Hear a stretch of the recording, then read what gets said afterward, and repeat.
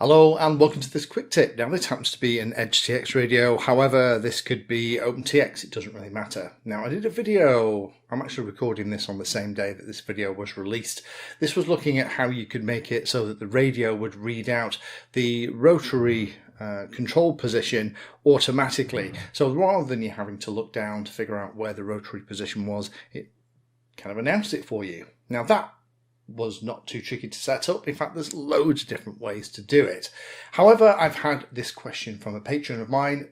Itzik was asking that he doesn't want it to announce from -100 to +100, which is the range for OpenTX and EdgeTX. He would like it to be read out as 0 to 100 for something like the throttle. Well, Itzik, the good news is it's not that tricky. So I've changed a couple of things on here. Let me show you how it works.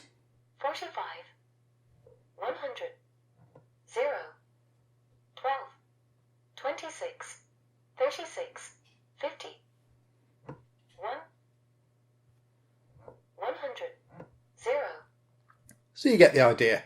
The cool thing is that you can make the scale anything you want. Let me show how I've done it. So press the model button. Let's have a quick look. Now everything else is kind of the same.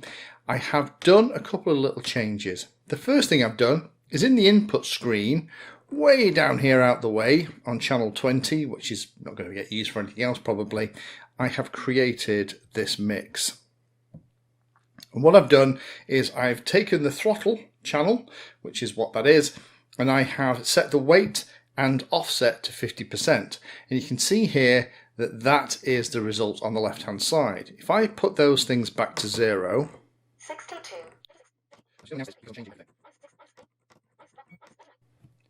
that is what it would normally look like. And that now means that the range of the throttle goes from -100 to +100. -99. Now, that's not what we want. So by halving the weight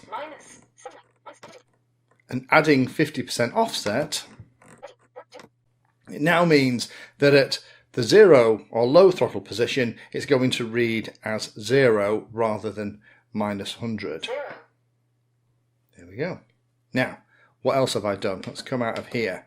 So now we're going to use channel 20 or input 20 as the one whose value we're going to check and talk about. So let's zoom across to where we were doing the magic last time. 2 logical switches again. Again, there's lots of different ways that you could do this. I think Andrew Newton also did a video answering the original requester's question. So we've got the standard setting again. It's kind of 2 vertical lines with a delta inside and then is equal or greater than X.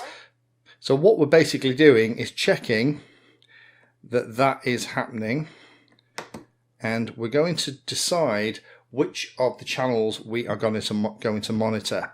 Now this is something that you might not have realized. The actual symbols by the side of these actually dictate and show you whether they're inputs, outputs or whatever, and you can tab in the left hand side and see them all. So we're after inputs and they are down at the bottom. There's input 20 that we set up, so we're going to hit that. So if input 20 changes more than 2, then the logical switch L01 is going to be triggered.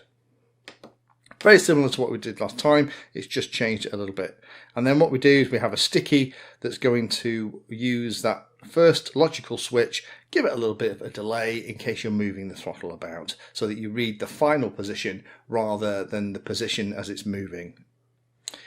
Now, the only other thing we're doing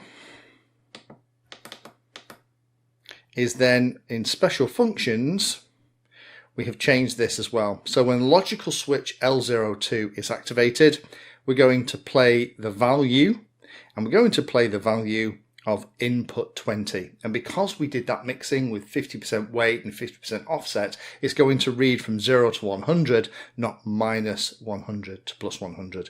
And with all of those things set, 100, 1, 12, 22, 31, 46, 50. it works that way for you.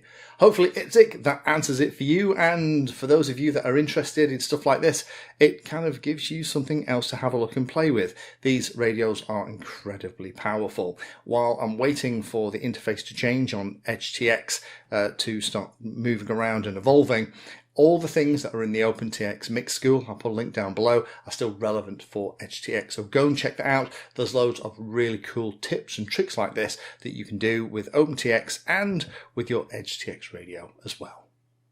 Thank you for spending your time today watching that video. You can find me in all the usual places on social media, and if you're trying to learn about a subject, then check out the playlist. All of my videos are organized into easy to follow playlists that if you're trying to learn a topic will take you from the basics right the way through to some pretty advanced stuff.